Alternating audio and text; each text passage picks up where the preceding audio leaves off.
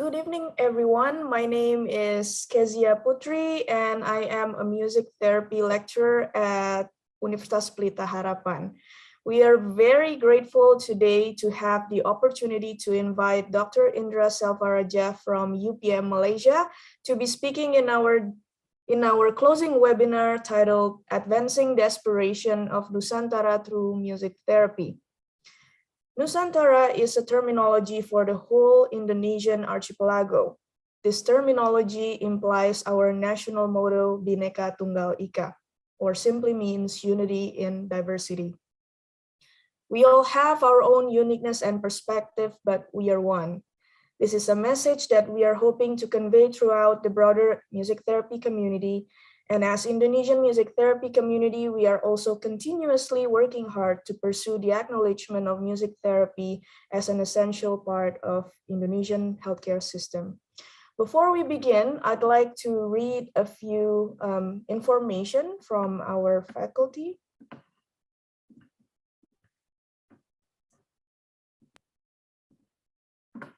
So we had our first and second webinar on the March 3rd and March 12th. And these first and second webinar recording are available for purchase. If any of you are interested, please contact these WhatsApp numbers and the email written here.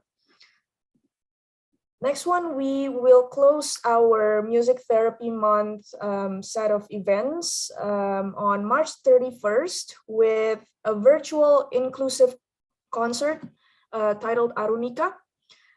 This is a collaboration between Music Therapy Department and Performing Arts Production and Management Department. We will be presenting the UPH Conservatory of Music students to celebrate World Music Therapy Day and National Music Day. Sign language interpreters will be provided for this virtual concert. And before I begin reading Dr. Indra Selvaraja's bio today, our Dean of Conservatory of Music from UPH have already graciously recorded a greeting for all of us to hear.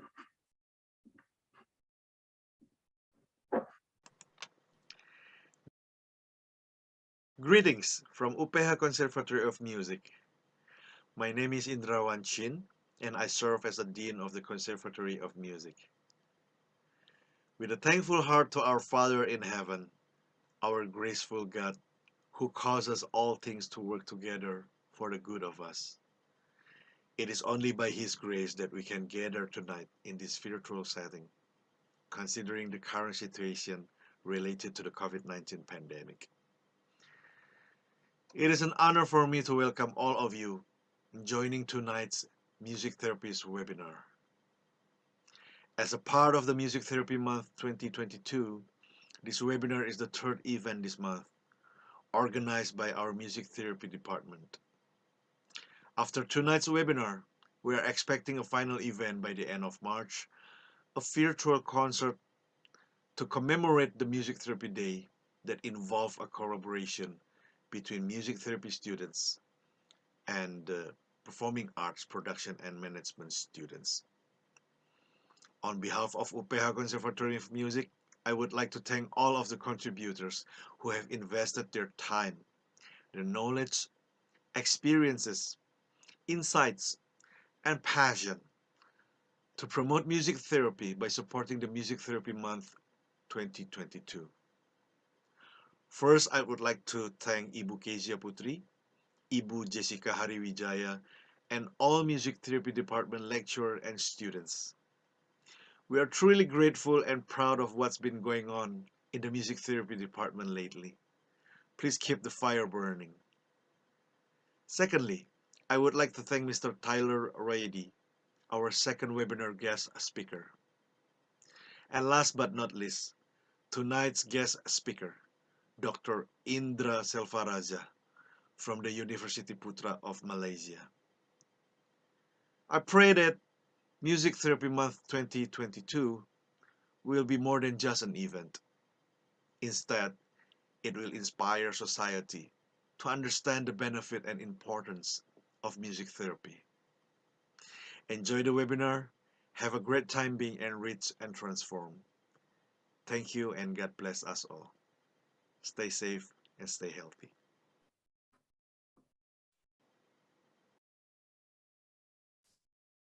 Thank you, Bapak Indrawan. I will now read Dr. Indra Selvaraja's bio. Dr. Indra Selvaraja is the founding president of the Malaysian Music Therapy Association, or MMTA, and the first PhD qualified music therapist in Malaysia. She earned her doctorate in medical music therapy from Florida State University as a government-sponsored scholar and currently serves at University Putra Malaysia, or UPM. As a passionate advocate for music, health, and well-being, Dr. Indra helped the organizing of Music Heals from Tradition to Medical Innovation Conference commissioned by the Malaysian Society for Music in Medicine, which brought together medical music therapy and music in medicine. She currently serves on the committee for MSMM and was a part of the World Federation of Music Therapy Research and Ethics Commission Committee before being elected as current WFMT chair of the Global Crisis Intervention Commission. As a lecturer, clinician, and researcher at UPM, Dr. Indra has initiated and trained students for more than 20 community outreach activities, working with a range of NGOs and societies harnessing the benefit of music therapy to serve the most vulnerable members of the community, from special needs children with autism spectrum disorder and dyslexia to older adults with Parkinson's disease and dementia. Following the invitation of Cheras Rehabilitation Hospital, Southeast Asia's foremost rehabilitation specialist hospital in 2017, Dr. Indra set up the first medical music therapy program for stroke and traumatic brain injury rehabilitation at CRH, and has since been invited to set up more medical music therapy program in numerous government hospitals in Malaysia. In 2019, Dr. Indra was appointed by the Malaysian Ministry of Health as the expert reference for the official introduction of music therapy into the allied healthcare profession in Malaysia under the new Allied Healthcare Act to assist the ministry in the setting up of professional standards for music therapy clinical practice together with the MMTA, and spearhead the setting of tertiary level academic training program for music therapy in Malaysia under UPM. Wow, it is truly an honor, Dr. Indra Selvaraja, such a wonderful track record, and I cannot wait to hear your talks. And so without further ado, I will hand it over to you, Dr. Indra. Thank you. Thank you so much, Kezia, for the wonderful introduction, and to your dean, who happens to share part of my name, which is a lucky coincidence. It is a real honor for me to be here and to be able to share a little bit about music therapy and the experiences we've had in Malaysia trying to develop and establish music therapy. Of course, one thing that I hope we will be able to appreciate from today's session is how much similarities there are between Malaysia and Indonesia. And what I hope from my session is that there will be many, many experiences, many challenges, opportunities, but also solutions that I can share with you, which will not just sound familiar, but hopefully it will also give a certain measure of encouragement and comfort in knowing that we are journeying towards helping to further establish music therapy in this region together. And so I would like to share my screen so that you can see a little bit of that journey from our Malaysian perspective. And I would also encourage you to consider the solutions and the suggestions that I will offer as possibilities. And it is something which has helped us in our Malaysian ecosystem, but it is something which I trust the music therapy team at UPH to know ultimately what's best for Indonesia. But I hope that what I have to share today will be useful food for thought and also inspiration. So without any further ado, I shall go ahead and share screen.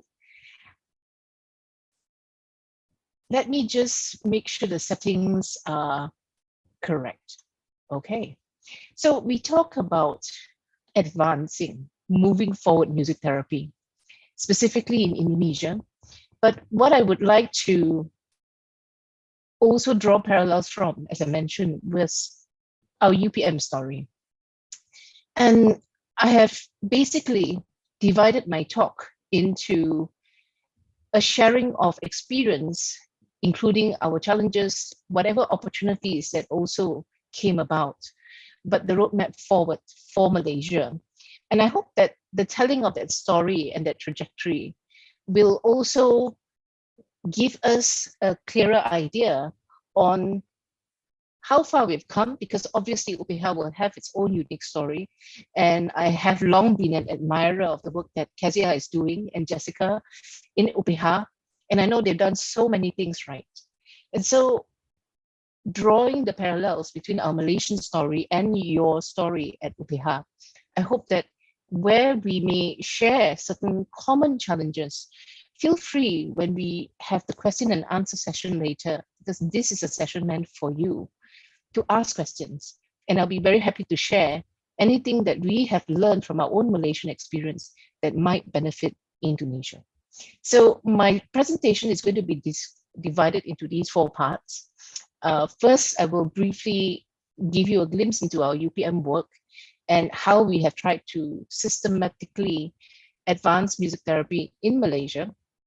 But then I will go into the challenges and ultimately the opportunities and the way forward for us, in the hopes that it will also give Indonesia a clearer roadmap of what they want to achieve, especially when we talk about this Nusantara concept. So this is a picture of the Twin Towers in Malaysia. I welcome you to come to Malaysia and see it for yourself. Nothing beats seeing it in person. And you are all most welcome to come and visit UPM.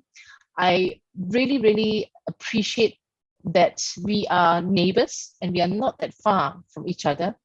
And one of the things that Kezia and I have been discussing is the possibility of collaboration moving forward.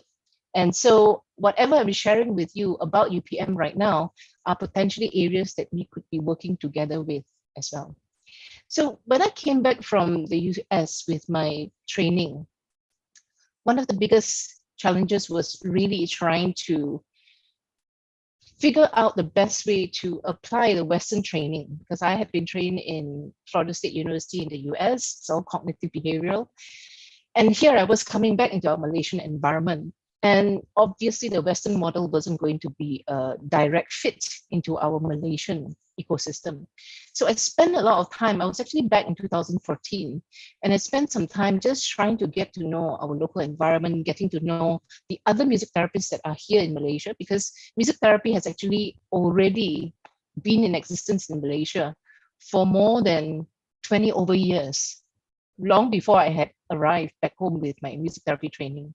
And so I was getting to know our local music therapists. Everybody was working very hard, but everybody was in their own silos. And so being in a university, one of the things that became very obvious to do was to create advocacy, because we realized, as I was talking with the other therapists, that one of the main challenges that we had experienced is not many people know what music therapy is. They know even less about what it's about and how it can actually help.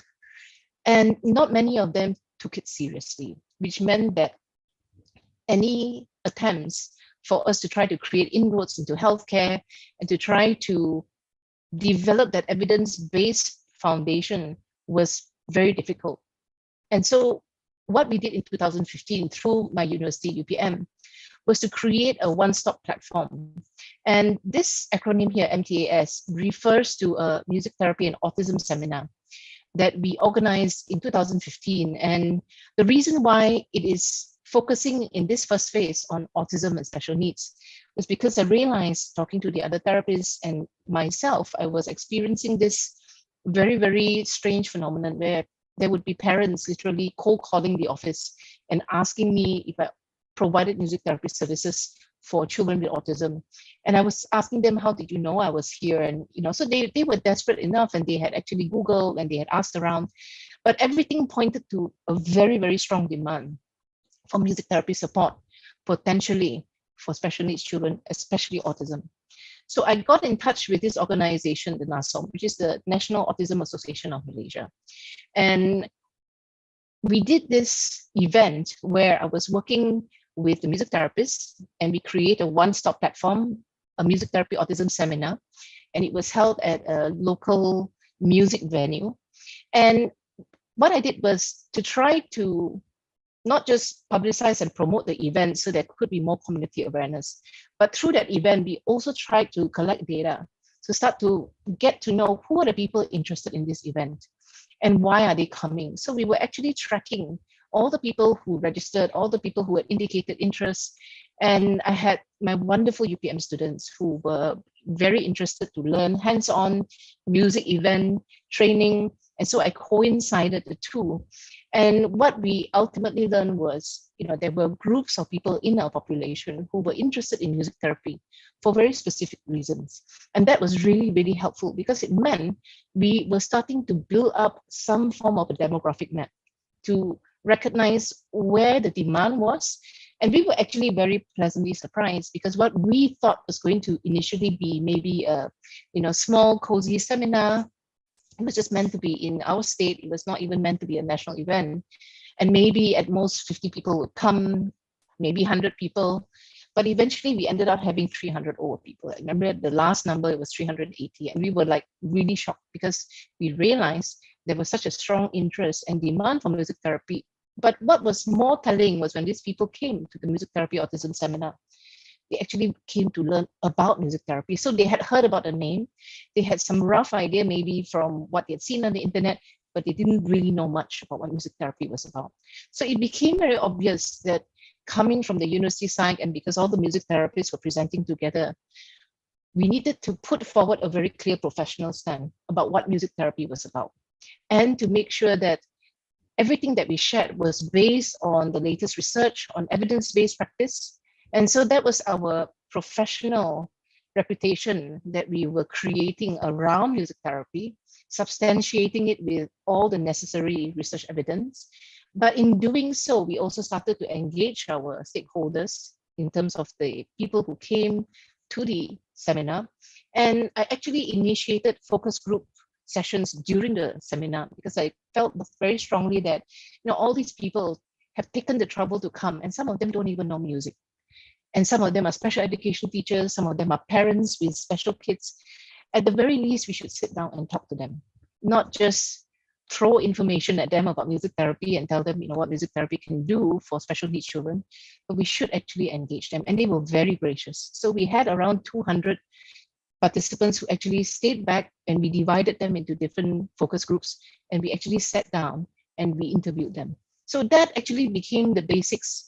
I mentioned here, research findings are now property of the Malaysian Music Therapy Association because most of the music therapists who were with me at that time, they were all mainly catering to special needs children. And that was also one of the reasons why we chose to focus the first advocacy event in Malaysia as a one-stop center on autism. And the collection of data, the findings from those focus group meetings were then channeled into the Malaysian Music Therapy Association. And of course, NASOM was in the background, and NASOM was an organization that I was starting at that point to build connections with, because they are the main NGO, non-government organization in Malaysia that caters to autistic children, and they work a lot with children who come from the poor, neglected backgrounds, parents who would otherwise not be able to afford expensive therapy. So right from the start, it was important to also ensure that we practice inclusion and we cater to all levels of population so that those who would normally not have access to therapy would also be given a chance.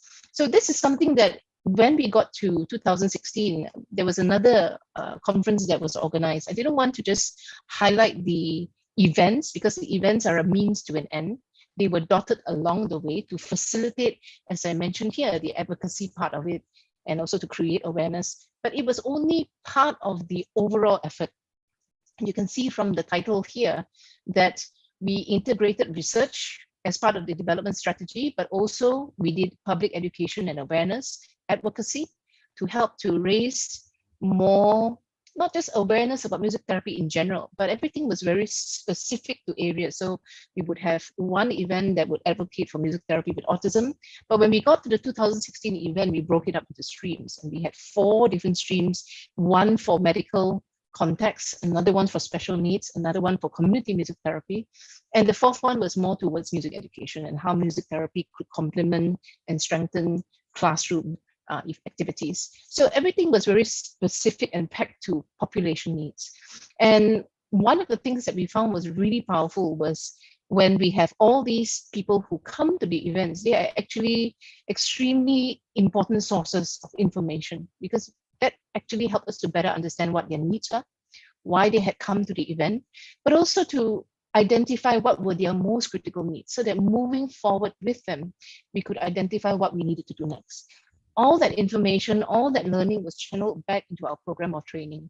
In UPM right now, we don't actually have a music therapy qualification. We're working on something.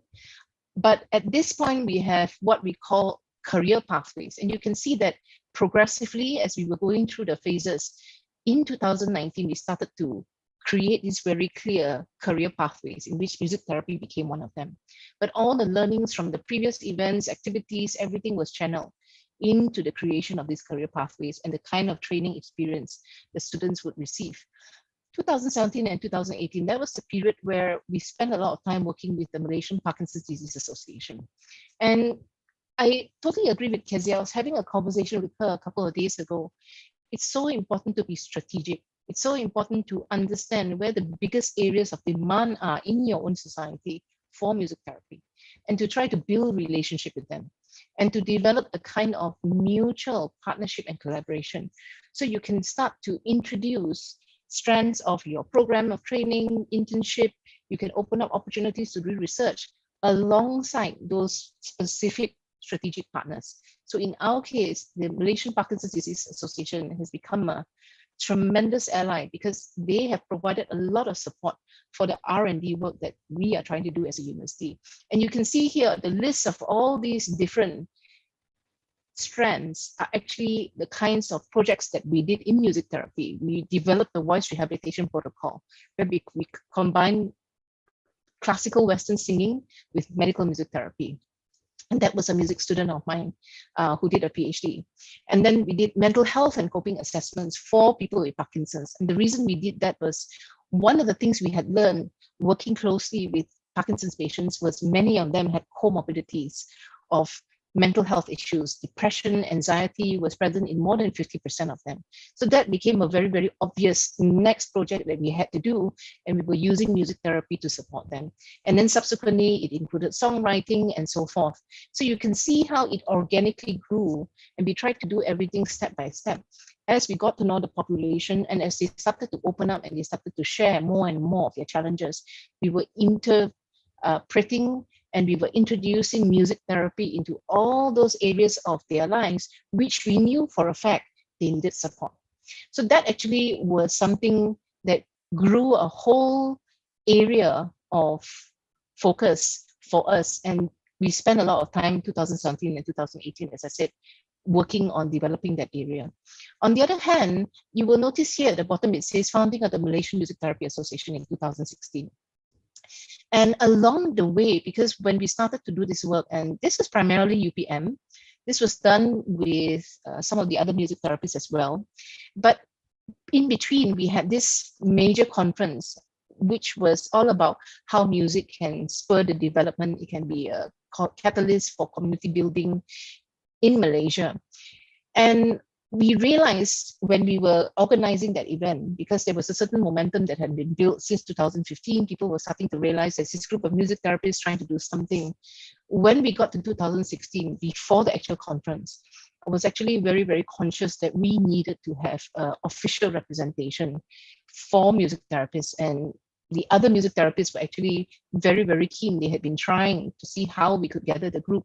And so that was the perfect timing for us to actually form our national association. So this became an important insertion in the midst of all this ongoing work that we were doing in UPM. And this is something which I have been talking to Kezia as well, and I'm encouraging you all to consider the possibility that if you think you are ready, it's a good idea to start working towards the formation of your own music therapy association. Of course, there are many practicalities to consider. There are many things that you would have to take into account, because it's not just meant to be a shell, right? It's meant to be a functional association. But what helped us was to have that collective representation for music therapists. And it also meant that there would be ways that we could advocate for music therapy that presented that united front. So having an association facilitated that. And of course, there's more things that an association can do. Now, going into 2019, I initiated something called Music Heals, which was a project. I don't know to what extent in Indonesia you experience this challenge, but in Malaysia, we do have a lot of confusion between what is music therapy and what is community music. And there are people who think that by playing music in the background in a way that is intended to be therapeutic, according to their own definition, that automatically equates to music therapy. So we have a lot of that gray area in Malaysia, in which we were trying to make a very clear separation so people knew what could be professionally considered as music therapy and what was not music therapy, what could maybe be music medicine, it could be music in medicine, and so forth. So Music Heals was actually a response to what was happening in our local ecosystem, and to educate the public and to create stronger awareness of the divisions, the differences, but also in many ways how they complement. And as usual, we use a research base to actually try to not just provide a clearer understanding, but also to provide the evidence base that went along with it. So ultimately, when we went into 2020, there were things that we had planned, which had to be put on hold because of COVID. We've all had to go through that. But it was really about stabilizing of music therapy services. But that was also the year when I got roped in to the World Federation of Music Therapy, as well as the International Association for Music and Medicine in committee roles. So that opened up a whole new platform for engagement, which would also mean I could bring some of those benefits back into Malaysia. So this is just a very simplified sort of roadmap, just to give you an idea of how things were progressively developed. And of course, the arrow here is ongoing. But these are actually the strategic areas of development. So based on the previous slide and how you saw the different phases that are outlined, ultimately, we develop all these areas of strategic development that represent clusters of work. And everything from research to our outreach projects, internship, to clinical practicum training, to advocacy activities, you could see that everything was developed alongside clusters. It also meant that when we were working in a particular healthcare environment, or we were working with a particular group, that we catered to their needs and we developed that whole context into an area of strategic development. So the two things at the bottom here, music therapy and crisis intervention. Now, this is something that obviously has also come about simply because ever since being roped into the World Federation, initially I was just a committee member in the Research and Ethics Committee, but subsequently I was actually elected to be in charge of this area, which is crisis intervention. And so that has also meant that opportunities opened up for me to potentially bring this area into Malaysia and to start to develop our own platform here. So this is something that I'm doing as ongoing work in the World Federation. In fact, right now, we are doing a lot with the Ukraine crisis, because obviously that is something which many people are concerned about. And as a World Federation, we have an opportunity to try to provide support and care to the refugees who are fleeing from that crisis zone. So this is something that is active and ongoing. But there's also another area here, sound healing and nature, which is actually developed in response to certain requests coming from the tourism industry. And for this area, it's actually a combination of music therapy and soundscape. So you can see that many of the things that we developed in UPM were very much in response to the needs on the ground. The many conversations we had with our local population and how they presented opportunities for us to develop strategic areas of development around whatever issue and challenge that particular population is facing. It also means that right from the beginning, one of the things that I was trying to emphasize was the incorporation of real world needs into our music therapy development work. And that was really important because I realized we can bring the best of our training, which we have been equipped from overseas, but if it is not able to relate, and if it's not really relevant to the local context, and it's not really going to take roots. So we really tried our best to develop whatever music therapy strategies, whatever programs around our local context and known needs that were being presented from the community. Now, looking at the challenges and the opportunities and drawing the parallels between Indonesia and Malaysia. So this is actually something that sort of summarizes in a nutshell the many challenges that we currently go through in Malaysia. It's still ongoing.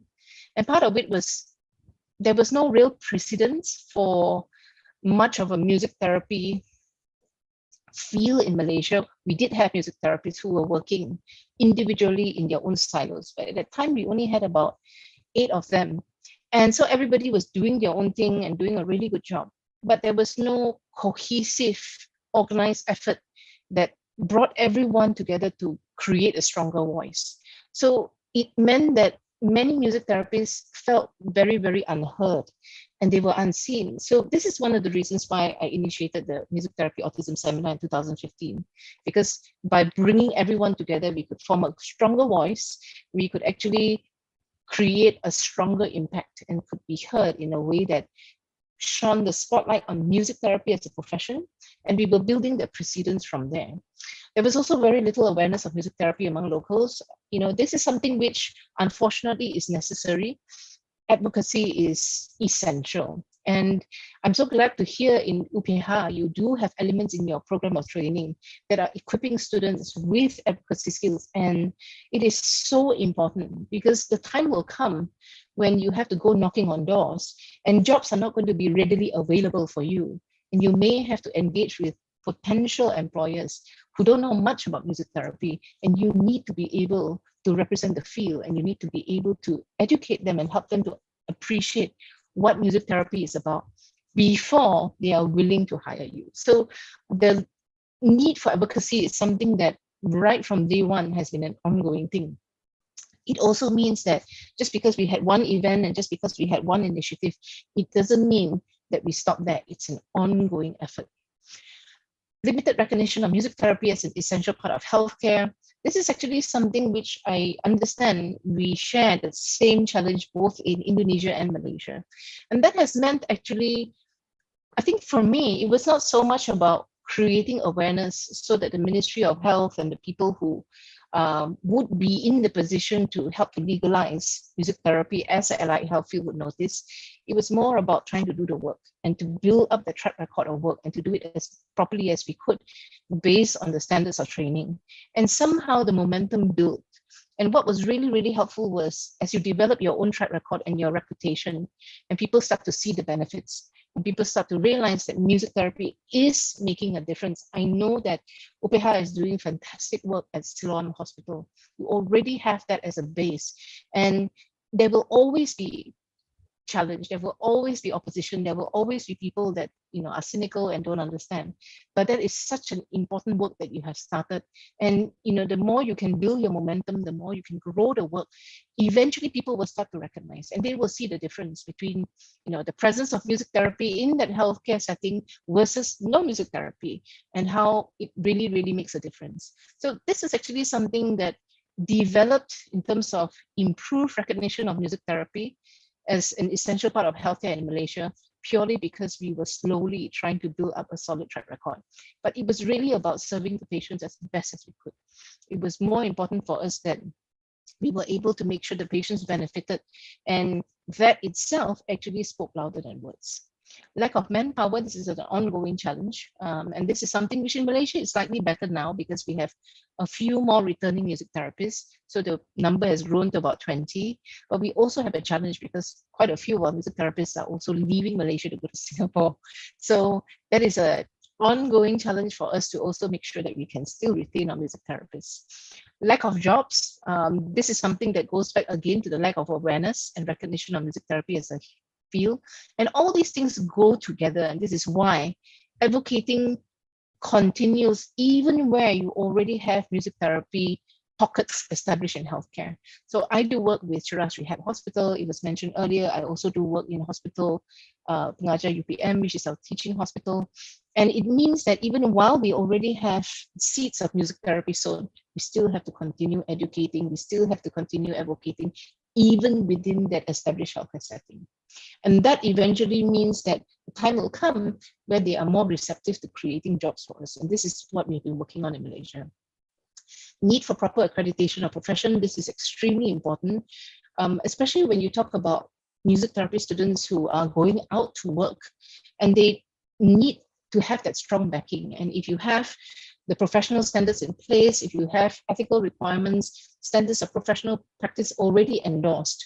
And this is one of the things that was my burden when I first was trying to encourage the setting up of the Music Therapy Association, because we needed to actually have that association to have sufficient momentum to also advocate for the creation of our professional standards. So I started it off, and I'm very happy to see that last year we actually were able to finally endorse those standards. But we still have many phases to go, because as you can see, ethical requirements are not in place in Malaysia yet, and we are still trying to advocate for recognition from the Ministry of Health to consider music therapy as an allied health practice in Malaysia. So many stages, but that is the kind of work that having a professional association can accomplish.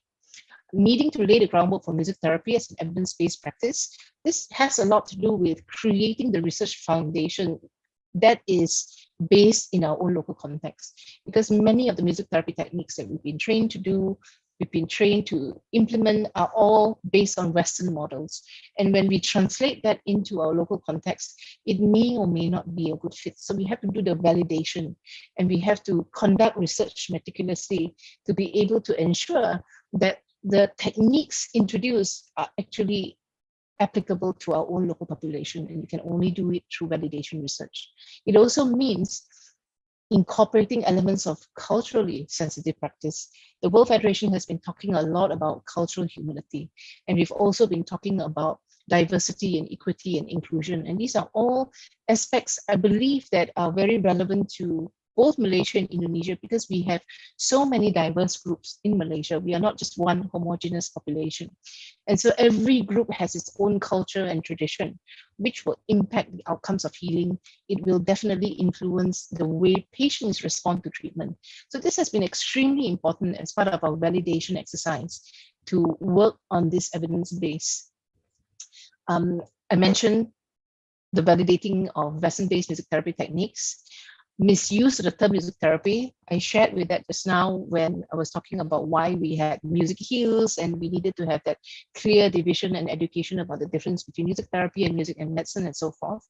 But this is something that's really interesting, which has more to do with certain groups in Malaysia, and I mean this with the utmost respect, but coming from the Muslim tradition, they were fierce. I think they were just concerned that there are aspects of music which can cause people to become distracted, to perhaps lose their sense of self, and they were just very cautious about it. So this idea of music as melahirkan is more of a cultural thing, and we had to make sure that whatever we were doing in the evidence base was also scientific, which meant that we were not incorporating elements that were supernatural, that would border on any of those elements that would be considered melahirkan. So this has been something which was necessary for us to also be sensitive about and to be willing to engage through science. A lack of collaboration, cooperation. I think this is just something which is an ongoing challenge for many countries where there are lack of structures in place. And sometimes, doing the work, as you can see from the work that we have done in UPM, requires so many groups, so many parties to be involved. And so trying to get collaboration, cooperation, building trust has been absolutely essential, and also probably one of the most challenging things. A lack of willingness to share data. This is definitely something that sometimes holds us back, and it has to do with the spirit of collaboration and cooperation as well, a lack of trust due to unfamiliarity in music therapy. And that is a lot to do with the fact that many people consider music more as entertainment, as something that is fun and engaging in a very light-hearted way, but not serious in terms of actual treatment and science. So this is something which we would have to also engage with. And again, the constant education would help to change perceptions in society and build the confidence in music therapy. Minimizing bias in research. This is an ongoing effort. We need to make sure the research we do is really, really reflecting true practice and the true scenario so that our outcomes and our results are more accurate. And of course, implied hierarchy in music professions.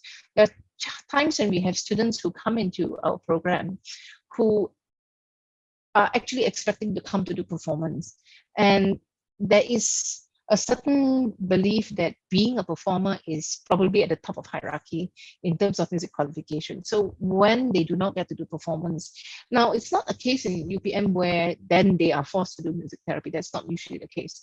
They are given options after their second year as part of their mid-year program evaluation, where they get to be streamed into pathways, and depending on how well they do in their streaming for all areas, including music therapy, that is when we channel them accordingly.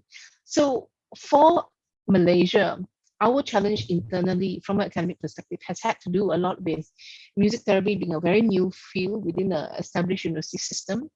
And there was no existing paradigm that fit clearly into music therapy within the existing academic structure.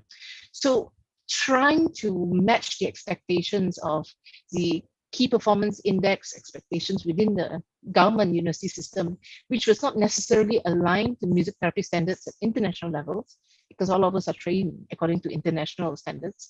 That is an ongoing conversation that I still have to have, because we want to make sure that what we do is valid in the profession in terms of the expectations and standards of the field, but at the same time is also able to fulfill the needs of the university requirements. So policy changes, where music is valued as entertainment and tourism, primarily in Malaysia, we're trying to change that mindset. And that's one of the reasons for the constant engagement with the Ministry of Health as well.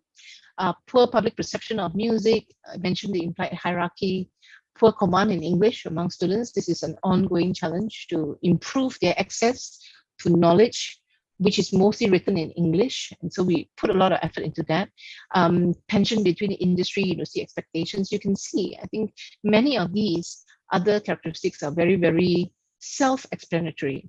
But it does mean that the reality is, while we are trying to move this therapy forward and trying to advance the field, we have to be sensitive and we have to be prepared to engage with all these challenges. But I think what has been the most rewarding part is when these challenges also present opportunities, because sometimes challenges are a representation of ignorance and lack of awareness, a lack of systems in place to be able to provide easy solutions. But this is a journey that I believe all of us go through when we are trying to establish something new. And in Malaysia, what we tried to do, and I will just share with you in a nutshell, a list of things that we did that has helped to spur the development of music therapy in Malaysia. I've given you many examples of how conducting education and awareness, community engagement, advocacy through these different activities was absolutely essential. I also shared how forming strategic partnerships, working with Cheras Rehab, working with the Malaysian Parkinson's Disease Association, and so forth, was also extremely critical. But ultimately, all of it has to be in line with our Malaysian government healthcare regulations. And this is really important because the time will come when you are trying to formalize and accredit the music therapy qualifications at the level where you can actually establish your professional standards. And that will definitely need to refer to whatever local government healthcare guidelines there are in place and regulations. So it's best to try and coincide from the beginning. Creating a local evidence base for research. This is again something that's been an ongoing strand. Addition of ethics. Now, this is something extremely important because professional standards and ethics go together. They work hand in glove.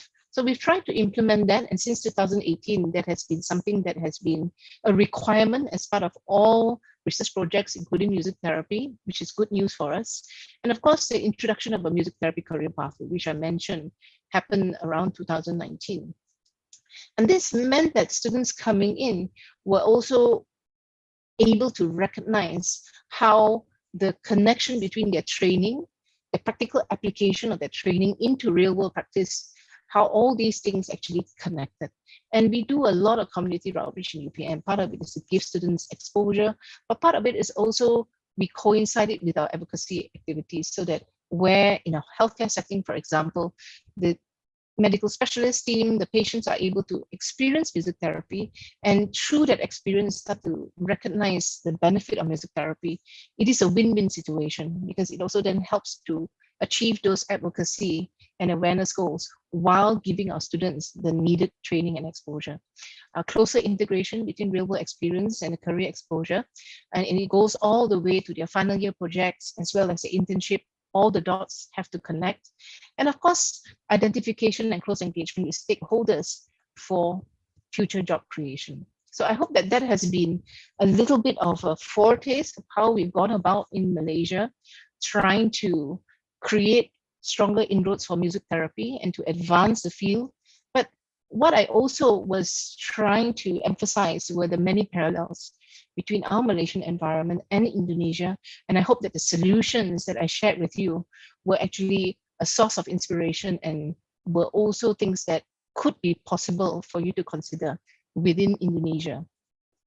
The way forward. So where do we go from here? I'm going to be introducing a little bit more about the World Federation and how much it has actually been a tremendous source of support. You can see here on the left. Now, this is a very recent event that we just helmed, and it has to do with the crisis intervention portfolio that I'm in charge of.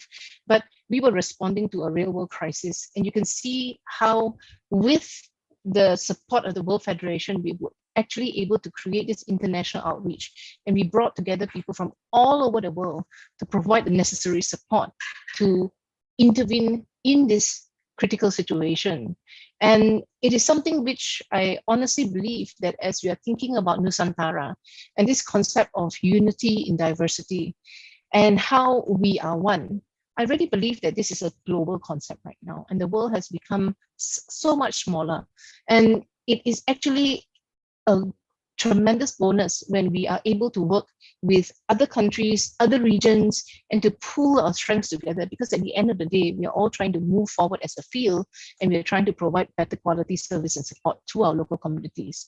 So embracing the spirit of Nusantara, which is a unifying concept, which really celebrates inclusion in its truest sense, I believe is very strongly embodied in the spirit of the World Federation. So you can see here at a glance that all of us who serve on the council, we come from all over the world.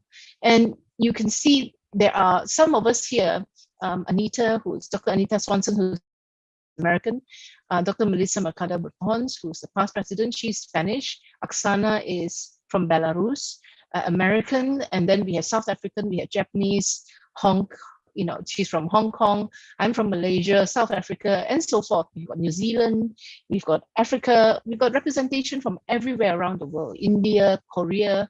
And so what is benefit, which I believe, given that UPH is already a member of the World Federation of Music Therapy, is it would be a really, really good idea to tap into the membership benefits that are available.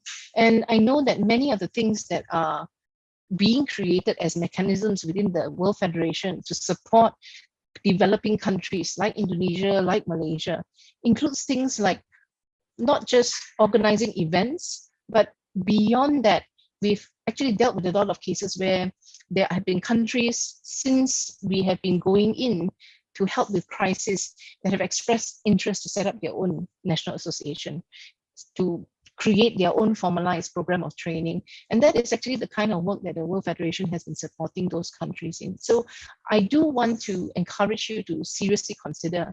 There are student benefits. You are already a member of the World Federation. And this is actually something that I felt so proud of when I was looking into it recently. We actually already have contribution from Indonesia, which is providing this business cards with all the essential info, and it came out of UPH, and it was Monica Subriantoro who actually helped to create this resource. So you already have these connections with the World Federation. And I think it is actually very timely right now as we are talking about advancing and moving forward and tapping into the diversity and tapping into the benefits and the resources available. You actually have a lot of things already at your fingertips. And I hope that my sharing today will encourage you to take a step further to work with not just the World Federation and UPM, but also the region, because there are many things that we share in common. And we are all trying to grow music together, therapy together as a field. So I'm just sharing this here because one of the membership opportunities is that students can get involved at the level where they are being given training in leadership. They are being given membership benefits that will enable them to interact with other students from across the region, other parts of the world, but also to develop representation for the country. It means Indonesia will be given a stronger voice in terms of representation at the World Federation level. And we are all right now actually very excited for the World Congress of Music Therapy that's going to be taking place in 2023. And I do encourage you to think about how, since UPH is already a member, you might want to present a platform, a session about Indonesia and to share about the work that you are doing in Indonesia, because this is where you not only are able to shine the spotlight on Indonesia, but at the same time you will be receiving interest and support from other countries that can help to spur the development of Indonesian work. So I really, really hope that this very, very simple sharing has given you some salient insights into the ways that we have tried to slowly and gradually develop music therapy through my university. But you can see that the journey is still very much ongoing. And right now, as we come to the question and answer section of this presentation, I sincerely welcome your questions. If there's anything at all you want to ask about what has been shared, please feel free to post your questions. Wow, thank you so much, Dr. Indra Selvaraja. That is nothing at all simple. I personally learn a lot from the points that you've elaborate in terms of challenges and the cross section between Malaysia and Indonesia. And it is sometimes we understand all the challenges, but we put it in our head and it seems like it's overwhelming. But when you put it so clearly in bullet points, it just seems clearer, and it seems like it's something that is more feasible to be tackled one by one together, of course. I want to inform the audience in the YouTube channel that you can drop in your questions at the comment box, chat box, and I will read them to Dr. Indra. But in the meantime, I do have my own questions, if you don't mind. Sure. Yeah, you were talking about bringing because you know, the one of the similarity that we have here is we are both educated in a Western mindset training, and you were talking about bringing the Western training and adapting it for the Malaysian community, the Malaysian program. I think to be practical, could you give example of the kind of Western training that you think is not suitable for our environment here in Malaysia and Indonesia, since we are pretty similar? Thank you so much for that question. That's a really interesting question. I think what ultimately has been my filter working with local populations is to start with their preference and to then see where there might be sensitive areas. So we stay away from certain aspects which clearly are not going to resonate with that particular individual. I know that when I was training in the US, there was actually a lot of people who were obviously local in the US who loved hip hop music, for example, and they perhaps enjoyed country music. And that was a real challenge for me to learn because it is so foreign from what I'm used to in Malaysia. But when I came back to Malaysia, I realized that some people just don't resonate with those styles of music. And sometimes the values that are also embedded in those musical styles don't really fit into our local context. So I like to tread carefully from the perspective of starting from the client's preference. We use the ISO principle. So it's always about matching the client at whatever their level of need is. And then from there, deciding how much to stretch them and to challenge them, but always staying within that very, very respectful realm of working within their music preference. There are sometimes elements, of course, that we know are already sensitive. I mentioned about the melahirkan. That is something that is definitely one of the areas that we should try our best to stay away from. But sometimes what I do is I use it as a point of engagement. So when I go into a session or if I'm giving a briefing and I'm happy to be talking to people that I know come from a background where they may be exposed to these concerns, I would just address it and make it very clear where we stand and what we do from a scientific point of view. And I find that they are actually very, very appreciative of it.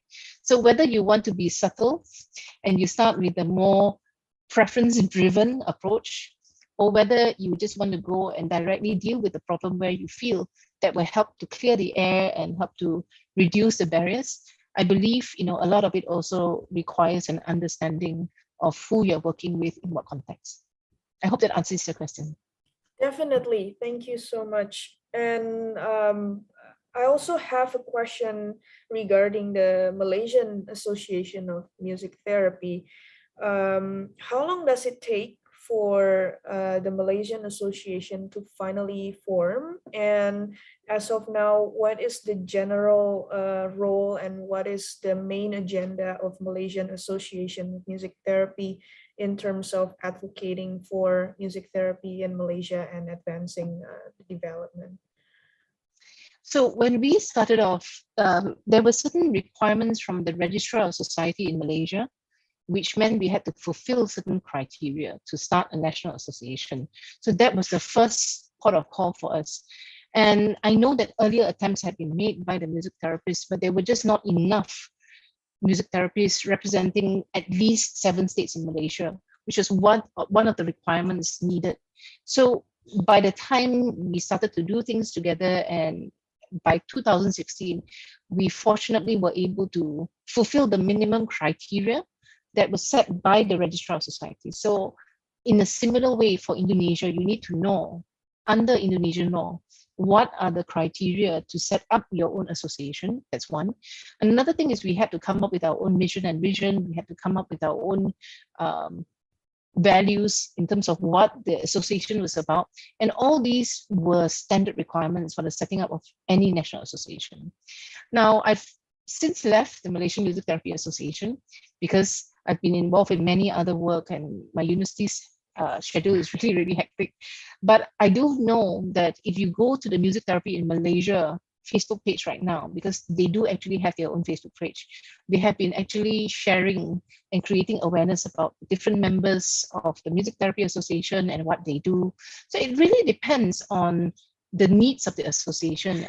I think if you're working with, for example, if you were to go on the American Music Therapy Association website and you look at their articles and you look at how they've gone about setting up the association, you will notice that there will be other things that are highlighted based on the consensus between that particular group of music therapists. I personally think what an association needs to do is, apart from setting the professional standards and the ethical standards of requirement, we also need to be creating more advocacy at a state level with government, because you need to be engaging government to be able to recognize the profession as an allied health profession, and all that is going to affect the stability and security of job creation. So that is actually one of the things that I feel needs to be a priority. Thank you so much for your response. We are actually currently trying to figure out the whole association thing, so that is very helpful. It is quite challenging to figure out the legality and the government regulation and standards for the making of an association. So hopefully we will be there in a few years. And I think when I saw your presentation and how I saw the development of music therapy in UPM from year to year, from the year 2015 up until the present moment, it gives me a realization and it humbles me because of how it is. I think it seems like, being in the music therapy field can be, it takes times to develop this kind of thing. It's a long-term investment, and I really thank you for creating that, showing us that timeline, because it does encourage us and it gives us the reassurance that someday we will get there, but it takes time to build something like this. And I guess last but not least, if you don't mind, can you maybe give our students a few sentences of encouragement or suggestion for them?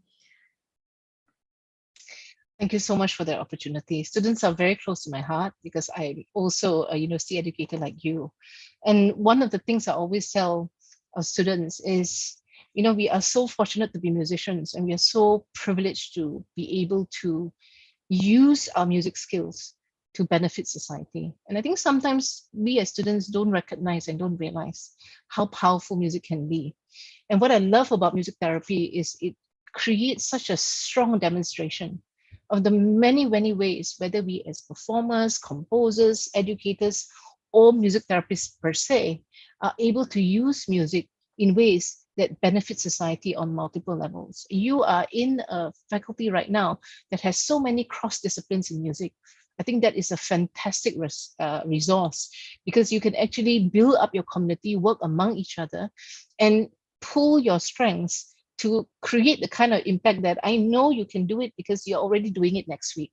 And the concert that you're going to be putting up, that is inclusion, I can see how the whole faculty is coming together. And I think the more you do things like that, and the more you discover that you actually have a lot of impact on society, that actually also help to build your confidence. So I just want to give you that encouragement. Keep up the great work you're doing. I know that there are many, many fantastic things that are already in place in UPH, and trust your lecturers. They know what they're doing. And I hope that you will continue to support your lecturers, because I see what they are doing. I know what they are trying to accomplish for you. And the more you all come around your lecturers and work together as a team, I know that association dream will happen, and many, many more good things, because they know where they are heading. Wow, I just got goosebumps. But thank you so much for your words of encouragement. Thank you very much. On behalf of UPH Conservatory of Music and Music Therapy Department, and also the Indonesian music therapy community, thank you so much. All the very Thank you for best having me. For you and Malaysian music therapy community. And we are so much looking forward to collaborate further with you and the music therapy department at UPM. And I want to take the opportunity to thank you, thank you for the leadership at UPH Conservatory of Music, and our attending administrative staff today, Michael Tanasale, and also the audience at YouTube. Thank you for tuning in. We'll see you again, Dr. Indra. Hopefully we will see you again in our next event. Have a good evening, everyone. Take care and stay safe. Bye. Thank you. All best wishes. Thank you for having me.